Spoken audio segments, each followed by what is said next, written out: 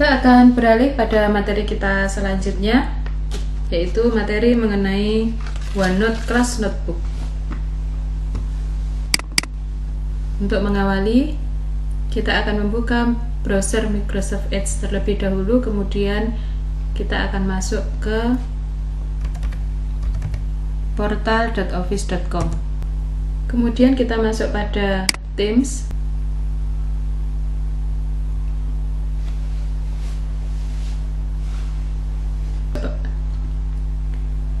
Kemudian kita pilih tim yang akan kita berikan OneNote Class Notebook dengan cara klik icon Teams di sini. Saya akan mengakses salah satu kelas. Kemudian di sini ada kelas notebook. Nah, pada tampilan awalnya kelas notebook akan tampil seperti ini. Kita klik pada Setup a OneNote Class Notebook. Ada dua pilihan, blank notebook dan from existing notebook content. Jika kita sudah pernah membuat konten notebook sebelumnya, kita bisa memilih yang kedua. Tetapi jika kita baru pertama kali mengakses, maka kita pilih saja blank notebook. Nah, pada kelas notebook ini nanti akan terdiri dari collaboration space, content library, teacher only section, dan student notebooks. Collaboration space, bagian ini nanti siswa bisa mengedit konten, guru juga bisa mengedit konten. Nah, pada bagian content library ini nanti guru bisa membuat pengaturan pada konten, tetapi siswa tidak bisa melakukan editing, sehingga ini akan cocok misalnya dibuat sebagai materi pelajaran, kemudian siswa tinggal melihatnya, tidak bisa mengubah kontennya. Kalau pada collaboration space, karena siswa bisa mengedit kontennya, berarti nanti ini akan tepat jika digunakan sebagai penugasan.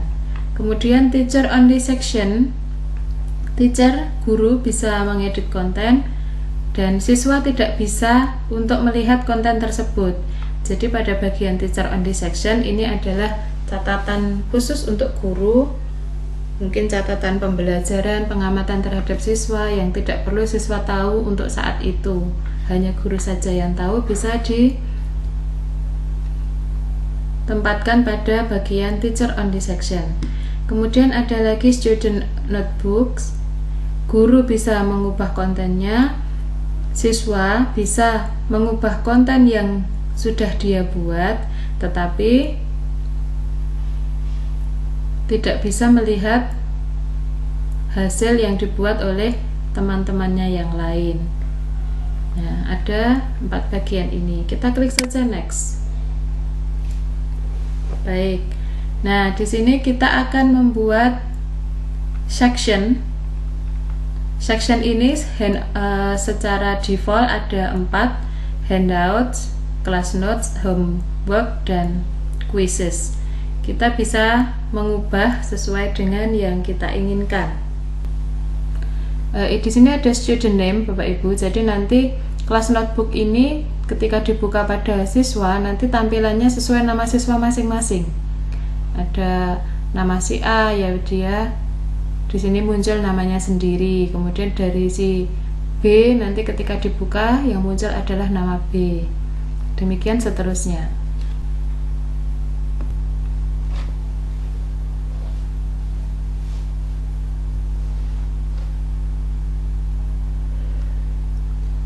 Kita tunggu terlebih dahulu, ini sedang proses untuk membuat buku catatan kelas. Semakin banyak siswanya, biasanya proses ini akan memakan waktu lebih lama dibandingkan jika peserta siswanya sedikit, karena setiap anggota tim akan mendapatkan salinannya.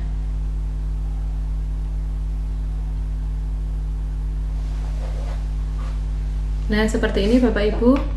Sudah ada ucapan selamat datang, welcome to class notebook. Kemudian kita klik di sebelah sini. Ya, kita perhatikan menu-menu yang muncul pada kelas notebook kita. Kelas IPA kelas 9A, catatan kelasnya ada ucapan selamat datang, kemudian ada collaboration space yang tadi saya sampaikan tadi ya, bisa digunakan untuk berkolaborasi dengan siswa, content library, kemudian teacher only. Kemudian ini akan terbentuk salinan untuk semua siswa, karena di kelas ini saya buat siswanya ada 3, maka di sini namanya 3. Jika di dalam kelas tersebut siswanya banyak, nanti juga akan muncul semua nama di bawahnya sini. Kita bisa add section, menambahkan section, dan juga menambahkan halaman. Kita akan masuk pada content library terlebih dahulu. Ya, ini content library. Kemudian pada content library ini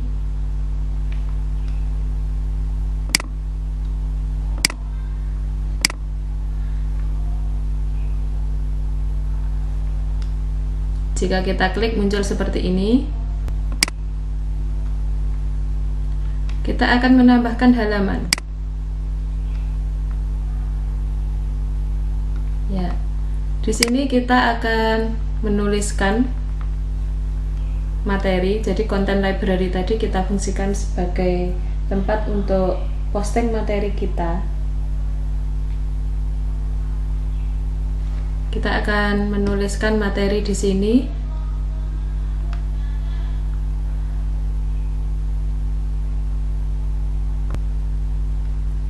Saya sudah mempersiapkan materi sebelumnya, jadi bisa Bapak Ibu menuliskan di sini ya materinya. Tetapi saya akan menyalin saja dari file yang sudah saya sediakan sebelumnya. Ini saya salin, kemudian saya tempelkan di sini.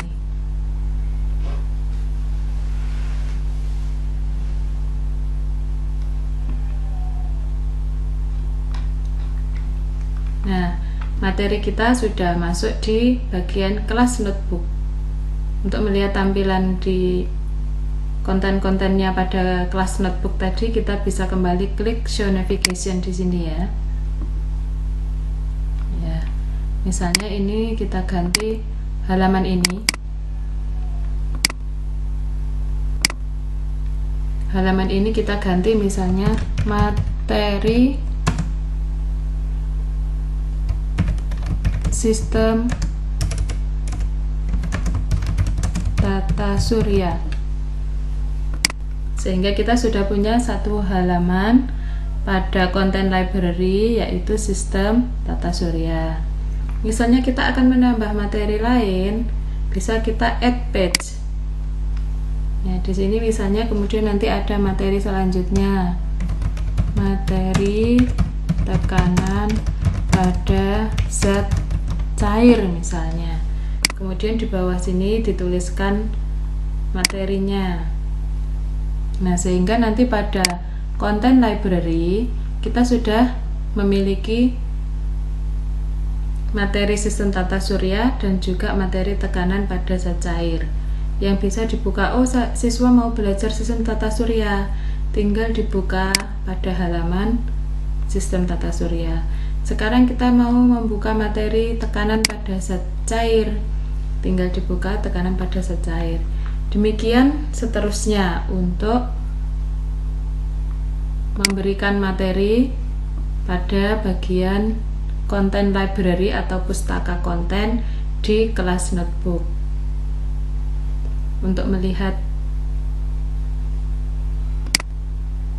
secara penuh bisa klik show navigation, sehingga tampilannya bisa lebih leluasa untuk dilihat lebih nyaman. Untuk kembali menambahkan konten, kembali klik show navigation. Nah, seperti ini contoh memposting materi pada kelas notebook.